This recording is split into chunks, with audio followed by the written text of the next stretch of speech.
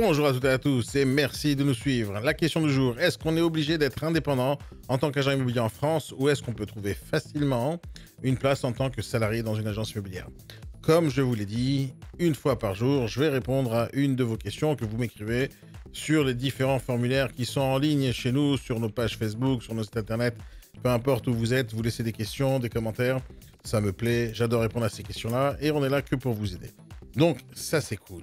Donc, tous les jours, je vais répondre à différentes questions. Tous les jours, il y aura une nouvelle vidéo sur la chaîne YouTube, hein, tout simplement là où vous êtes en ce moment même. Et j'espère que ça vous plaît. Si vous avez des questions supplémentaires, n'oubliez pas, dans la description, il y a la possibilité d'envoyer des questions supplémentaires ou vous pouvez laisser un commentaire. Tout va bien aussi. Vous pouvez aussi me suivre sur Instagram si vous avez envie d'échanger avec moi, discuter avec moi en temps réel.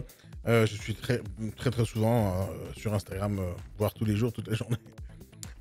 Les amis, on va commencer par répondre à cette question. C'est une bonne question. C'est une bonne question. Mais c'est une question pour quelqu'un qui ne vient pas de notre métier.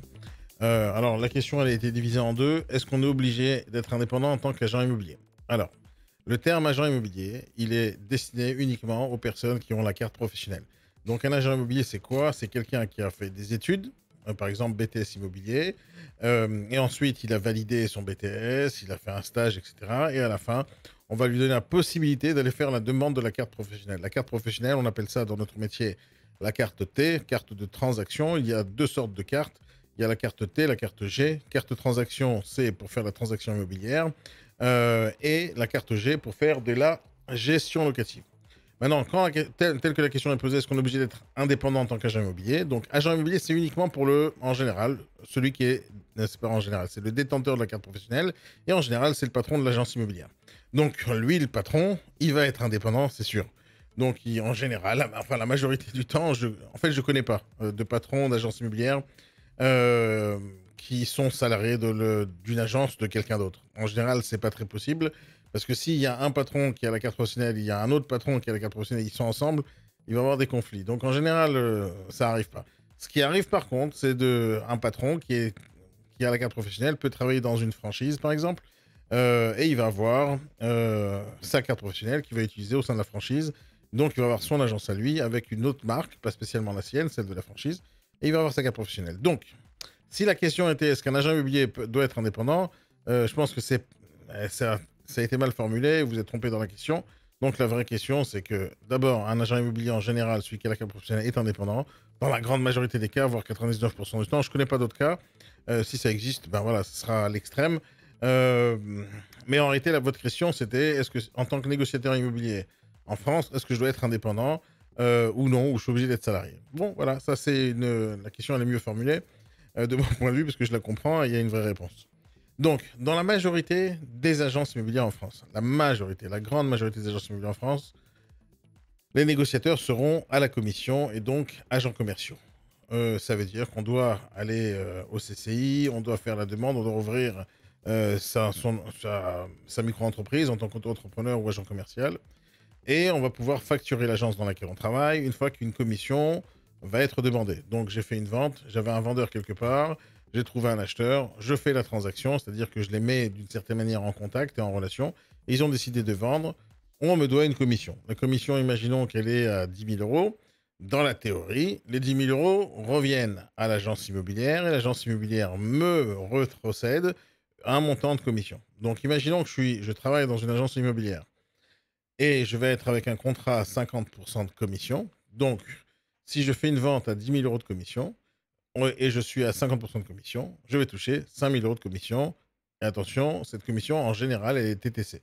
Quand on travaille avec des particuliers, la commission est en général en TTC. Si on travaille avec des investisseurs, des marchands de biens, des promoteurs, la commission, elle sera en général hors taxe. Mais ce n'est pas tout le temps le cas. Mais bon, la majorité du temps, quand on va parler de commission d'agence, ce sera TTC.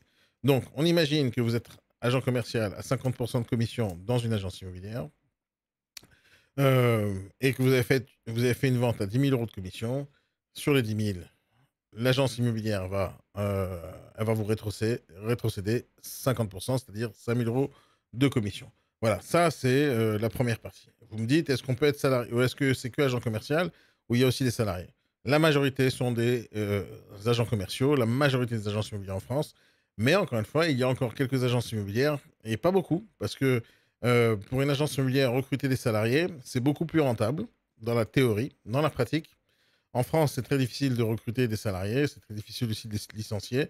Et faire des commissions pour un négociateur, ça prend un certain temps, entre 3 et 6 mois pour qu'ils deviennent rentables. Donc, la majorité des agences immobilières ne vont pas prendre le risque de prendre des salariés tout de suite si on ne connaît pas la personne. La majorité du temps. Ça ne veut pas dire que demain, vous ne pouvez pas trouver un poste en tant que salarié. Sauf, ça va être très rare. Et donc, les places, elles sont euh, très rares aussi. Et vous allez avoir du mal à trouver une place parce qu'il y a beaucoup de personnes très compétentes qui voudraient bien peut-être avoir ce poste-là. Et si vous n'avez pas d'expérience, quelle qu'elle soit, ça va être très difficile pour vous de demander à un patron, donnez-moi 2 000 € par mois, alors que vous n'avez aucune expérience.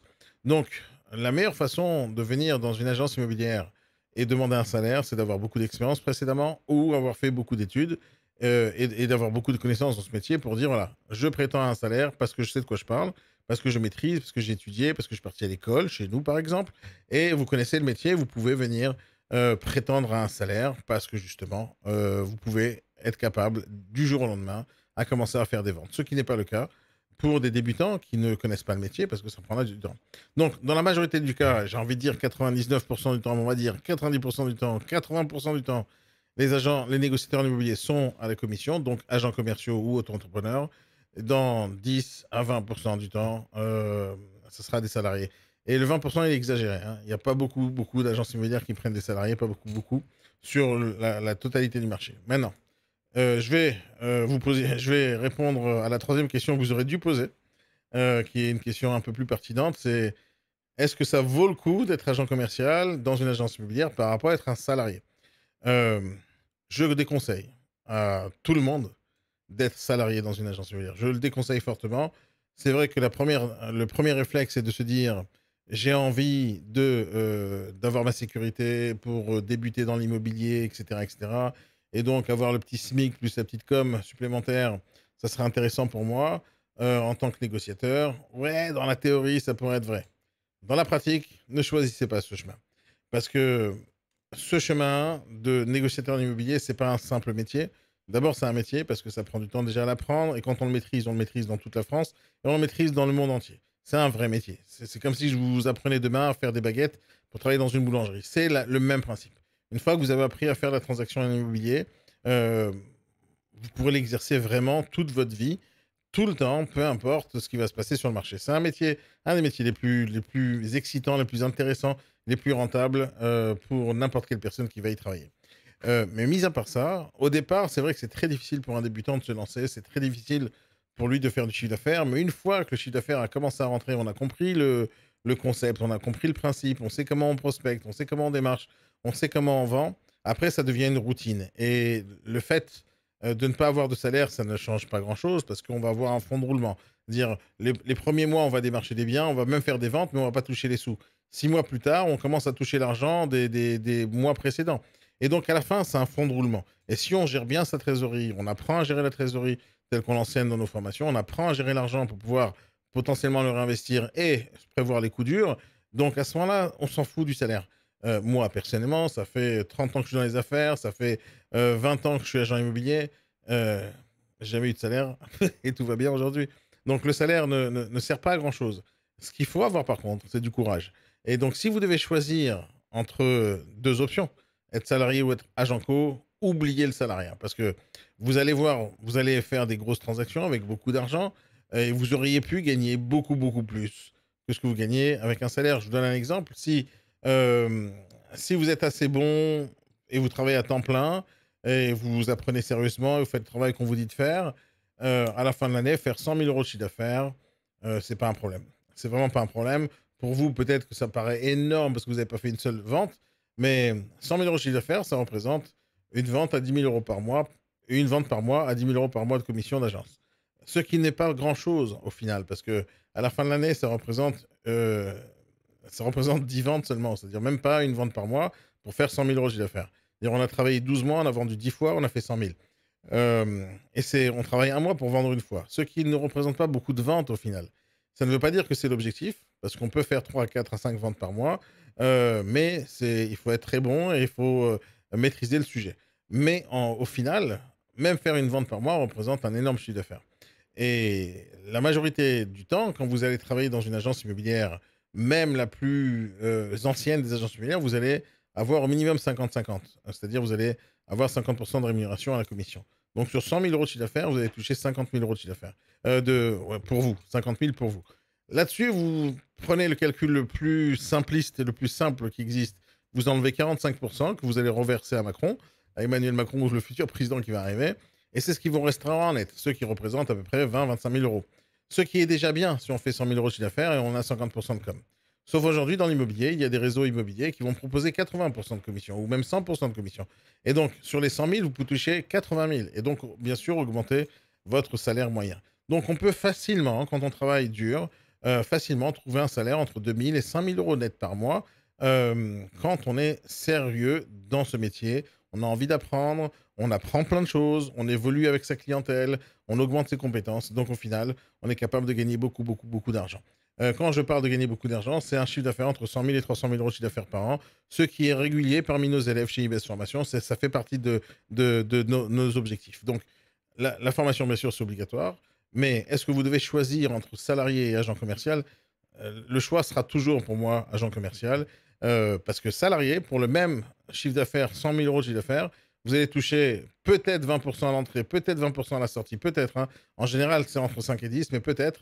Et avec votre SMIC, qui va être en général une avance sur commission, et vous allez devoir couvrir le salaire avant de pouvoir toucher la commission, et à la fin, vous allez toucher beaucoup moins. Donc, je vous conseille réellement de réfléchir si vous avez envie de faire ce métier ou pas. Et si vous avez envie de le faire, faites ce métier à la commission. Si vous voulez en savoir beaucoup plus que ce que je suis en train de vous dire maintenant, j'ai déjà enregistré, il y a longtemps de ça, enfin longtemps, l'année dernière ou il y a 2 ans, une série de podcasts autour du métier de négociateur en immobilier. C'est à peu près 15 ou 20 épisodes qui sont super intéressants. Ça s'appelle Le métier de négociateur en immobilier. Allez chercher sur Apple Podcast ou sur Spreaker ou sur n'importe quelle plateforme de podcast de votre choix. Cherchez Daniel Nadjar parce que ça va vous sortir tous les podcasts que j'ai déjà enregistrés et choisissez celui qui va toucher à l'immobilier, c'est-à-dire le métier de négociateur en immobilier. J'ai expliqué énormément de choses autour de ce métier-là, comment se lancer, comment choisir son agence, comment choisir son réseau. Ça va énormément vous aider. Donc, finissez cette vidéo. D'abord, merci d'avoir suivi jusqu'à maintenant. Abonnez-vous à la chaîne pour avoir d'autres vidéos, bien sûr, mais surtout, allez en bas de la description, il y a le lien vers tous les podcasts que j'ai, surtout le métier de négociateur immobilier. Ça va énormément vous aider. Je vous souhaite à toutes et à tous une très bonne journée. Merci de nous avoir suivis et à bientôt. Bye bye.